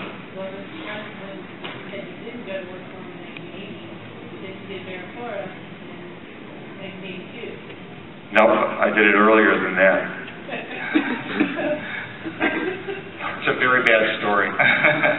Barracora? All right, so Steve Ritchie, just as an aside for those who have any interest, and we'll get back to the question, so I haven't forgotten you. I was in the office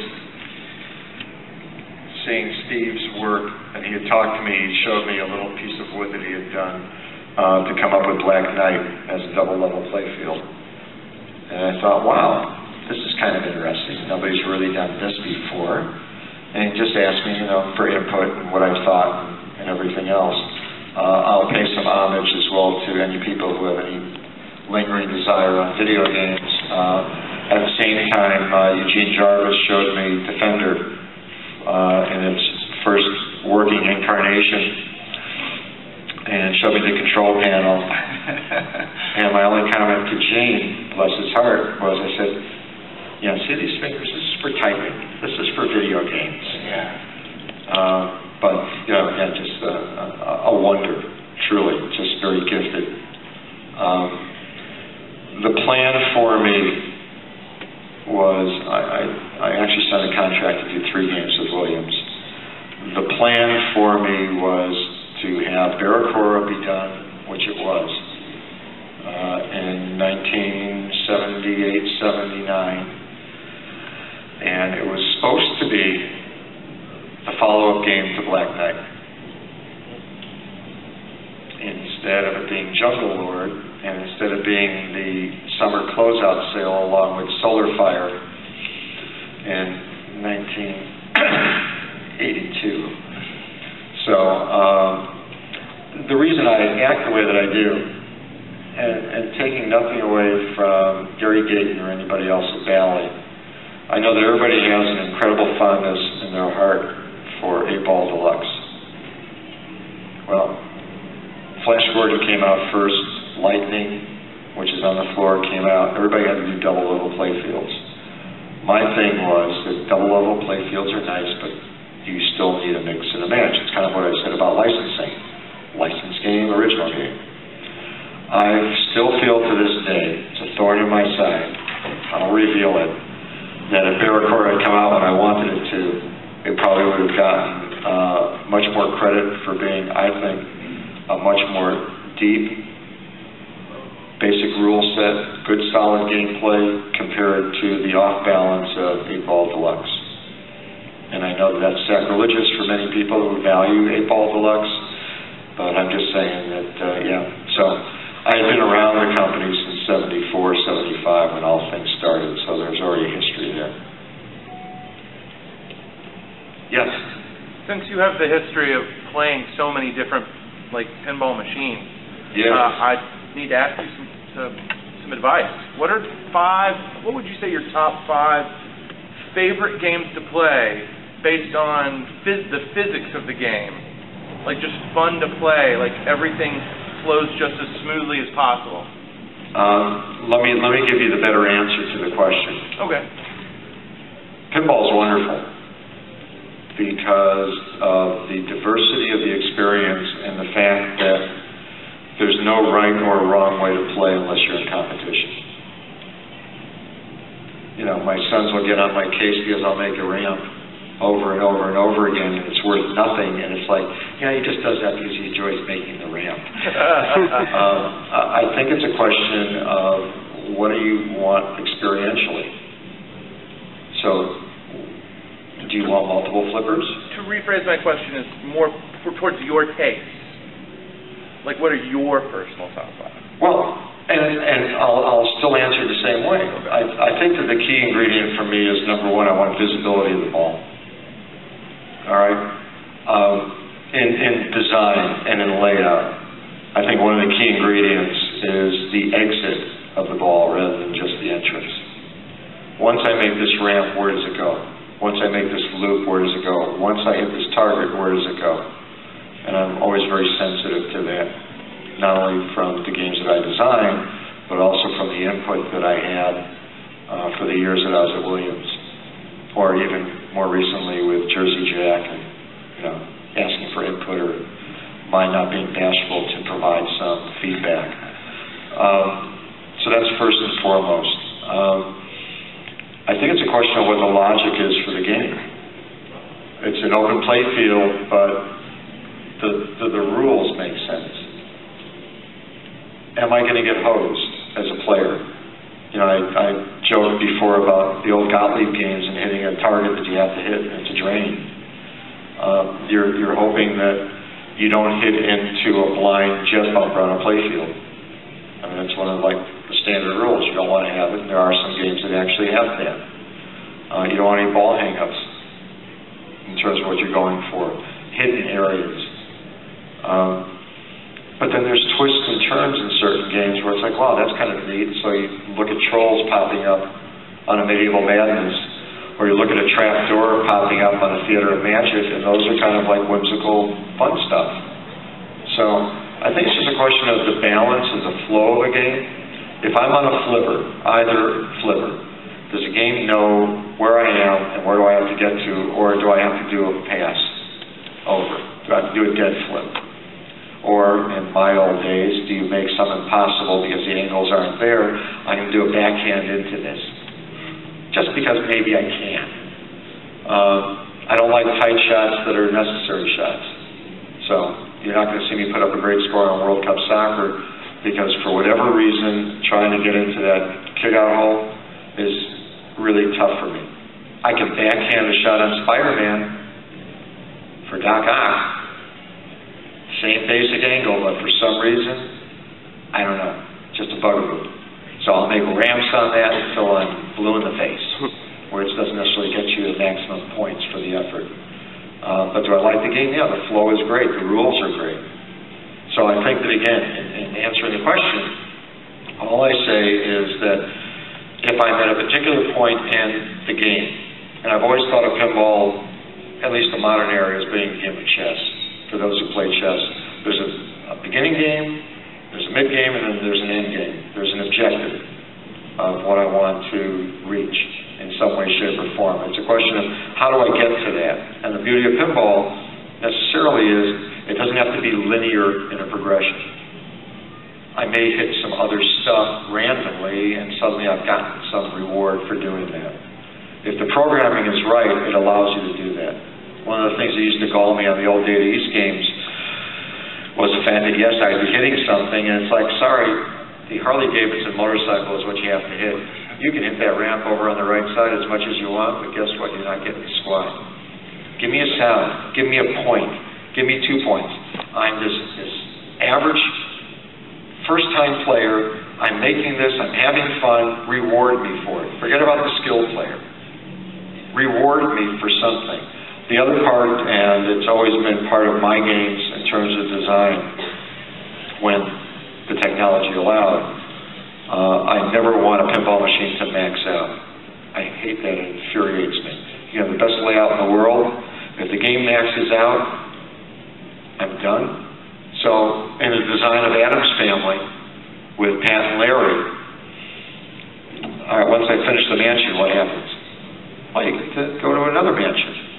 I mean, it's the same mansion. All right, but I kind of grew up at a time playing pinball where somebody's looking over your shoulder and I have to tilt out at 9998. Because once I turn it, if that guy comes in at the wrong time, he thinks I'm a terrible player because I only have 3,000 points up.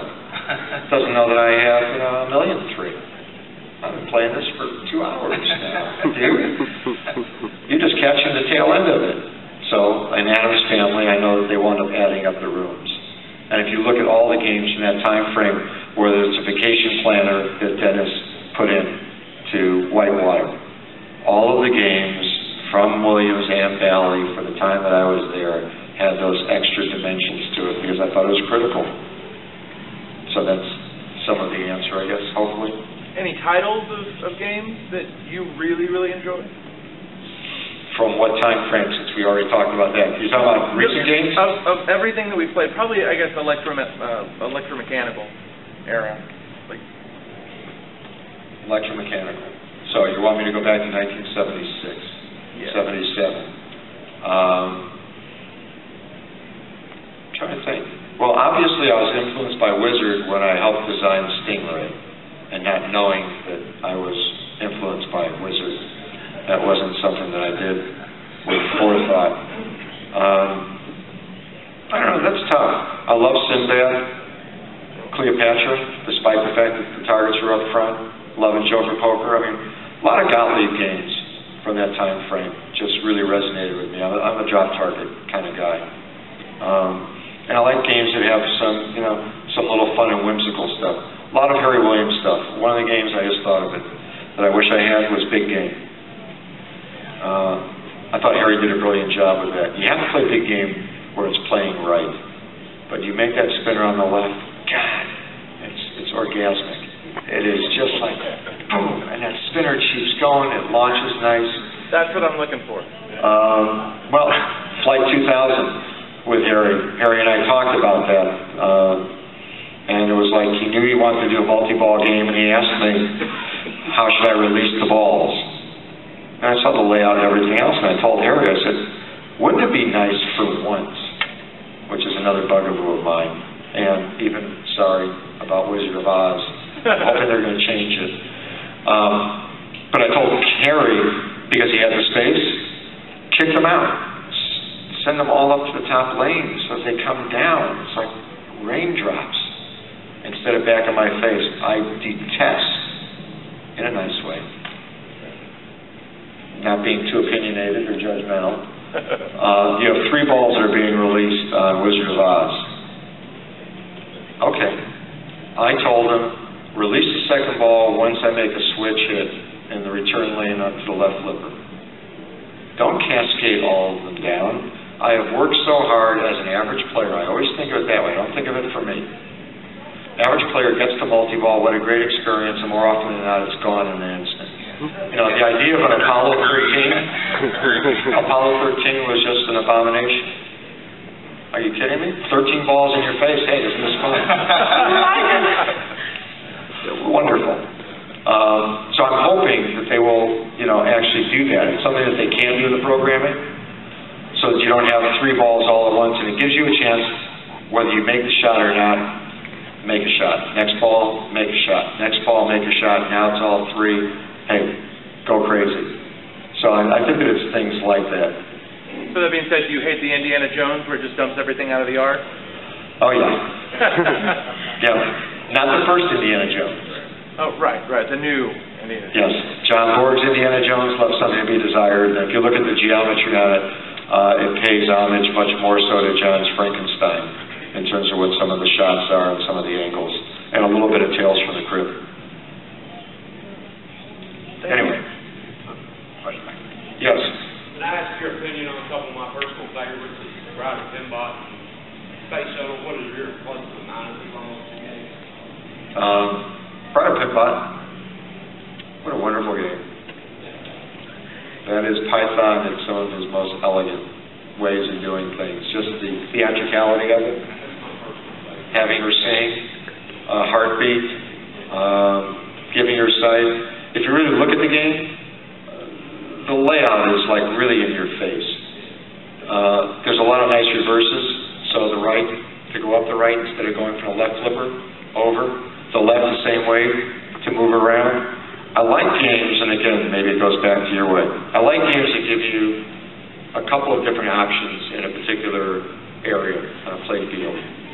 So if you're bad, I was going for that shot anyway. I wasn't going for the ramp. I was going for the jackpot shot down over there. Yes, of course. Oh, I wasn't going for the heart. I was actually wanting to get back into the jets. It's okay. I was just circling around thinking of riding a pinball. Just a beautiful game, and John Yelsey finishing up the artwork. Artwork's great, choreography, everything. Space Shuttle, wonderful game. Love the spinner. Just love that center spinner getting back up to the lanes. That works for me. Targets, the ability to be able to get multi-ball the way that you can, and building up your bingo card. Yeah, nice games. 2 nice games to have in a collection. No real flaws. All right, so the drop target in front, very tough, all right? You know, it comes back down.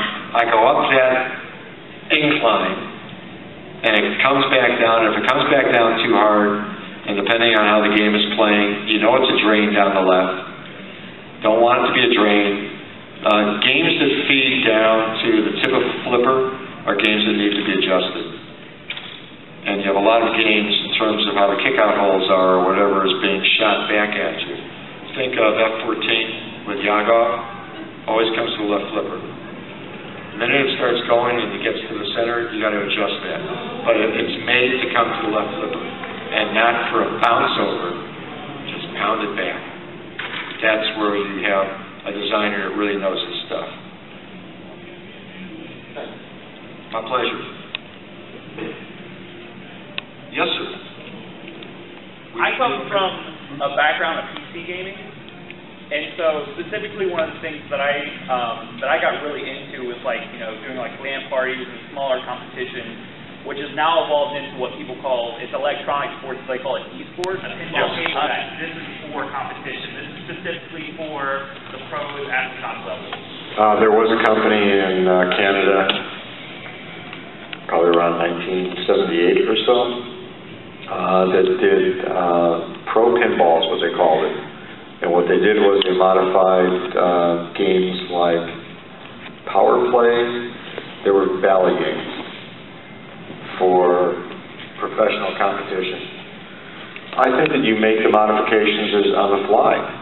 I mean, games right now have tournament settings. You can close up or open up posts and make adjustments accordingly. You can set tilt mechanisms, and we're talking specifically about pinball. Having run some of the competitions during Pinball Expo when it was our turn for Williams and Bally, I always like add-a-ball games. Replay games don't really mean too much to me because that's how I started in Wisconsin. It was on add-a-ball, and New York was add-a-ball. The idea of hitting 5 inline targets on a Bally game to get a special, okay, so what? I want you to be able to play the whole game.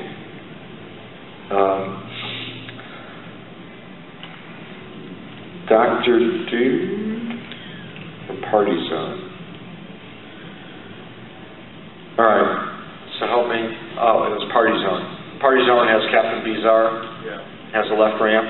Thank you. I'm getting old. Every once in a while my memory fails. So we set up Party Zone at Pinball Expo, and previous years there have been extra balls that people had, and the games were taking too long. There was still a part of me that said, well, okay, we set the limit on the left ramp at 100. And sure enough, people found out that it was available at 100, and that's what they were playing for. And I said, fine, screw that. I'm never doing it again. No more extra balls. So I think that, if it answers your question, I think the ability to do some modifications makes sense when it comes to tournaments, and especially on PC games or anything else.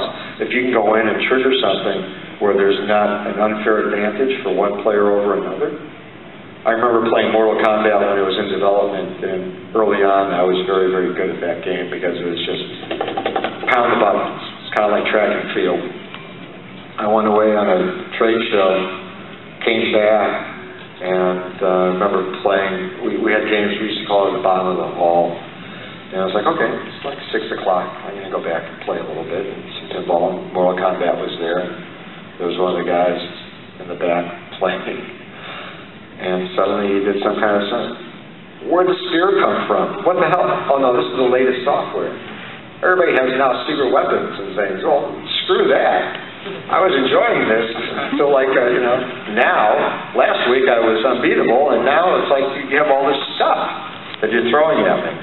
So I think that, again, depending on what the games are, yeah, if you can do some modifications. I think that in the old days, actually Atari did that with Gauntlet in terms of the various characters, because some of the characters had better powers and better abilities than some of the others, and I think there was a mod that they had because they were doing some competitions. I think Sega did the same thing with the first sit-down Star Wars. Don't know if that answers the question? Or? Well, the other thing too is like now there are PC game developers who specifically like that is their only intention. It's like pure multiplayer, level balance play for competition. Like, do you think that like a brand new making pinball table that maybe like exclusive to PAPA or maybe something that? The tough part with doing that, see, it's easier for PC games, in all honesty, because you're talking about software. To take a mechanical device and build up enough of them to have some sustainability, look, in my old naive days, almost 40 years ago now, I envisioned going into an AMF or Brunswick center, and instead of having 32 lanes, there would be 32 pinball machines all the same. Wow. Maybe some oiled or greased a little bit differently depending on the time of day if you are a bowler, and you kind of know that. Yeah, I mean, I envisioned that when I first thought up the whole idea of PAPA, and kind of brought Steve Epstein into it along with his fellow Lionel Martinez to try to advance my cause. I envisioned there being a point efficiency per game average, PEPGA, as I called it.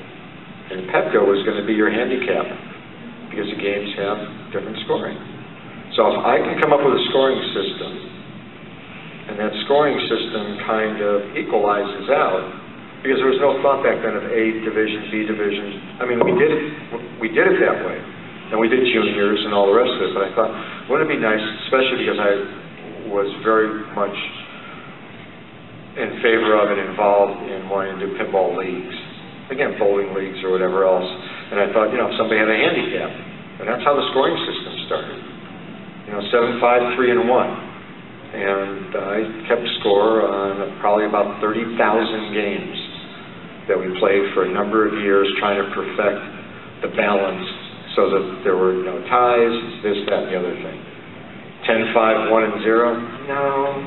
7, 5, 3, and 1, yeah. And I know now it's 4, 2, 1, and 0. And there's others that are 7, 5, 3, and 1. 7, 4, and 1 if it's 3 players.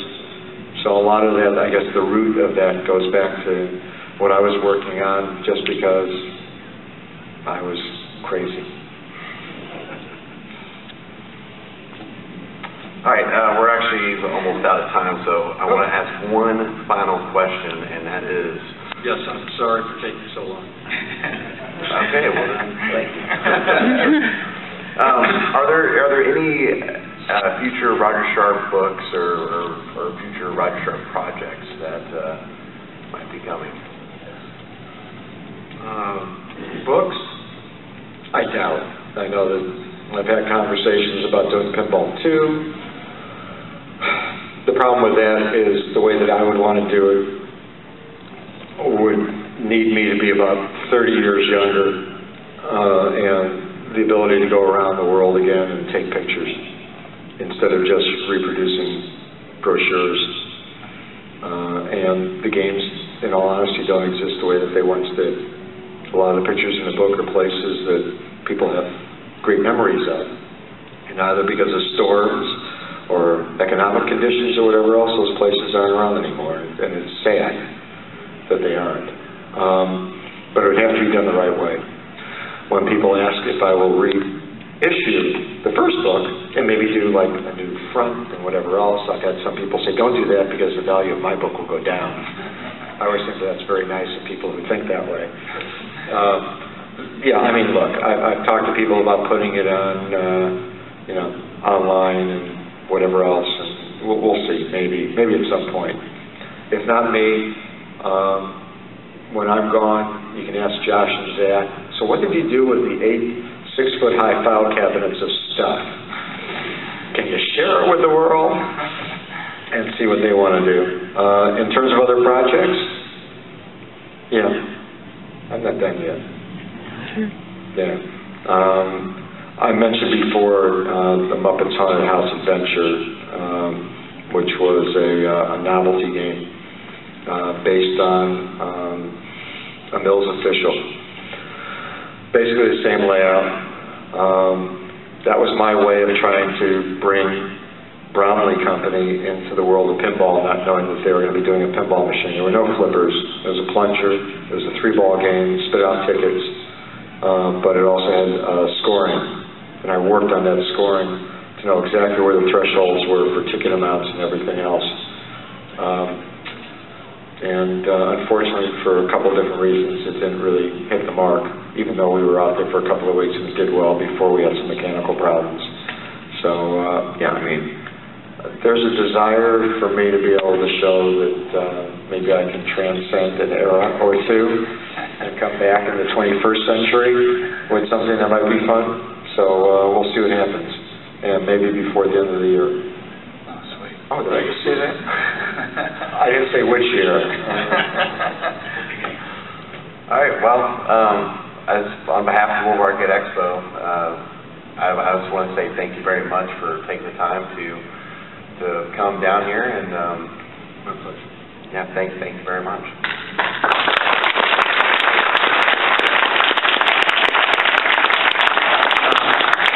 Thank you guys for, I guess, putting up with this. I know it ran a little bit long, but thank you. Enjoyed it.